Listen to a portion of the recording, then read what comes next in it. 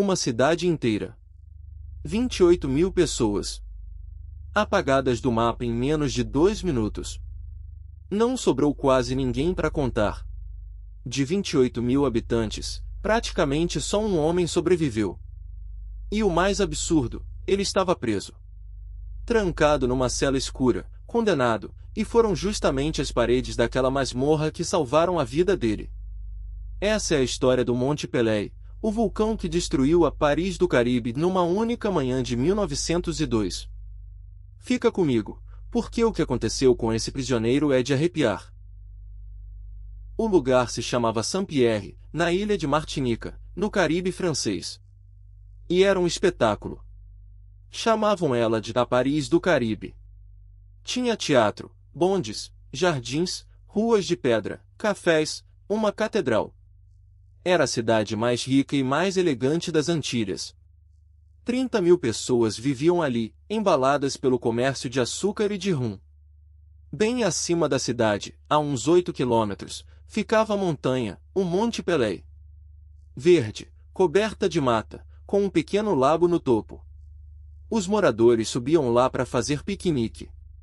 Ninguém tinha medo dela. Afinal, ela dormia havia meio século. Mas a montanha não estava dormindo. Estava carregando. No fundo do Pelée, o magma subia devagar, e a pressão crescia. No fim de abril de 1902, ela começou a dar sinais. Primeiro, um cheiro forte de enxofre no ar, daqueles de ovo podre, que fazia arder o nariz.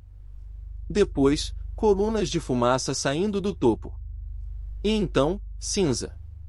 Uma cinza fina que começou a cair sobre Saint-Pierre como uma neve cinzenta, cobrindo as ruas, os telhados, as plantações. As pessoas espanavam a roupa e seguiam a vida. Achavam que era só a montanha espirrando. Não era.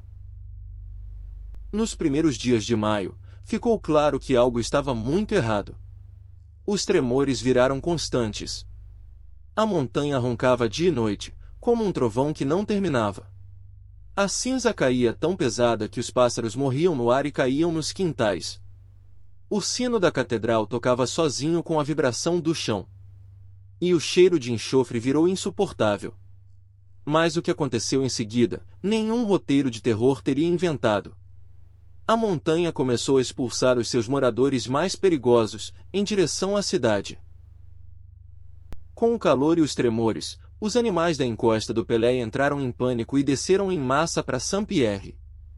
Formigas gigantes e centopeias de 30 centímetros subiam pelas pernas dos cavalos e dos porcos. Mas o pior eram as cobras. Centenas de serpentes venenosas, as temidas jararacas da ilha, invadiram as ruas, as casas, os quintais. Elas picaram tudo que encontraram pela frente. Estima-se que só as cobras tenham matado cerca de 50 pessoas e 200 animais, antes mesmo da erupção. Imagina a cena, a cidade coberta de cinza, o chão tremendo, e uma onda de víboras descendo a montanha. Ainda assim, ninguém saiu. 5 de maio. O primeiro golpe mortal. A água quente e a lama acumuladas na montanha se soltaram de uma vez, e uma avalanche de lama fervente desceu pelo Rio Branco a uma velocidade absurda. Ela varreu a usina de açúcar Gary no caminho e matou cerca de 150 pessoas em segundos. A lama chegou ao mar com tanta força que levantou uma onda, uma pequena tsunami, que invadiu a orla de Saint-Pierre. Agora sim o pânico tomou conta. Milhares de pessoas queriam fugir. E era exatamente isso que as autoridades não podiam deixar acontecer. Porque tinha uma eleição marcada. 11 de maio, 3 dias depois. E os políticos precisavam dos eleitores dentro da cidade. Então fizeram o impensável, convenceram todo mundo de que estava tudo bem. O governador, Louis Moulter, montou uma comissão de especialistas que declarou, por escrito, que Saint-Pierre não corria perigo nenhum. Publicaram no jornal. Puseram soldados nas estradas para impedir a fuga. E o próprio governador foi para Saint-Pierre, com a esposa, para dar o exemplo e acalmar a população. Foi a sentença de morte da cidade. Gente que morava fora ainda correu para dentro de Saint-Pierre, achando que ali era mais seguro. Faltavam poucas horas. 8 de maio de 1902. Quinta-feira da Ascensão. 7 horas e 52 minutos da manhã. O operador do telégrafo de Saint-Pierre estava enviando uma mensagem de rotina para a ilha vizinha. A última palavra que ele digitou foi Thalès, pode ir, em francês. E a linha morreu. No mesmo instante, o Monte Pelé não explodiu para cima. Ele explodiu de lado. Uma parede da montanha se rompeu e cuspiu, direto na direção da cidade, uma nuvem que ninguém tinha visto antes. Os cientistas dariam um nome a ela depois, nuvem ardente. A nuvem ardente era o pesadelo perfeito. Uma mistura de gás superaquecido, cinza e pedra a mais de 1000 graus Celsius, quente o suficiente para derreter vidro. E ela não subia, ela descia, colada no chão, rasgando a encosta em direção a Saint-Pierre a uma velocidade brutal, como um furacão em chamas. A distância entre a montanha e a cidade, 8 quilômetros, foi vencida em menos de 1 minuto. As pessoas em Saint-Pierre viram a montanha se abrir, e mal tiveram tempo de entender o que era aquilo vindo em cima delas. Não deu para correr. Não deu para gritar. Não deu tempo de nada. Em menos de 2 minutos, Saint-Pierre deixou de existir. A nuvem incendiou tudo ao mesmo tempo: casas, igrejas, o teatro, os navios no porto. Barris de rum explodiram e o álcool em chamas escorreu pelas ruas como rios de fogo.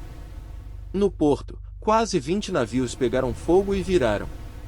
Num deles, o Roraima, dezenas de pessoas morreram queimadas. Os poucos que sobreviveram a bordo descreveram uma parede de fogo engolindo a cidade num piscar de olhos. 28.000 pessoas morreram quase instantaneamente. Uma cidade inteira, uma das mais ricas do Caribe, apagada antes das 8 da manhã. E foi aí que a história ficou impossível de acreditar. Porque, 3 dias depois, entre as ruínas fumegantes, os socorristas ouviram gemidos vindos debaixo da terra. Cavaram, e encontraram um homem vivo. O nome dele era Ludia Subaris, também conhecido como Ciparis. Poucos dias antes, ele tinha se metido numa briga e sido jogado numa cela de castigo, um calabouço de pedra, quase sem janela, com paredes grossíssimas, cavado no chão. Quando a nuvem ardente varreu a cidade, aquelas paredes o protegeram. O ar quente entrou pela única fresta e queimou horrivelmente as costas e as pernas dele. Ele passou dias trancado, gravemente ferido, sem comida nem água, ouvindo o silêncio de uma cidade morta lá fora. Mas ele sobreviveu. O preso condenado foi um dos únicos sobreviventes de 28.000 pessoas. E o destino do Ciparis é digno de filme. Ele foi perdoado, afinal, sua prisão tinha virado o abrigo mais seguro da ilha. E aí o circo mais famoso do mundo, o Barnum, o contratou. Ele rodou os Estados Unidos como uma atração viva, anunciado como o único homem que sobreviveu ao fim do mundo. Ficava sentado numa réplica da cela que salvou sua vida, contando a sua história. Enquanto isso, a ciência mudava para sempre. Um geólogo francês, Alfred Lacroix, estudou a tragédia e batizou aquele fenômeno mortal de nuvem ardente. O Monte Pelé virou o exemplo mundial desse tipo de erupção. E ainda não tinha acabado de matar, no dia 20 de maio, uma nova nuvem matou cerca de 2.000 socorristas que tinham ido ajudar. O Monte Pelé é um lembrete brutal de que a natureza não liga para a eleição, para a política, para promessa nenhuma. 28.000 pessoas morreram porque mandaram elas ficarem. E um preso viveu porque estava trancado no lugar certo. Essa é a nossa série, Desastres que Calaram o Mundo. Toda semana, uma catástrofe real que mudou a história. Qual foi a parte que mais te arrepiou? As cobras, a eleição ou o prisioneiro? Comenta aqui embaixo.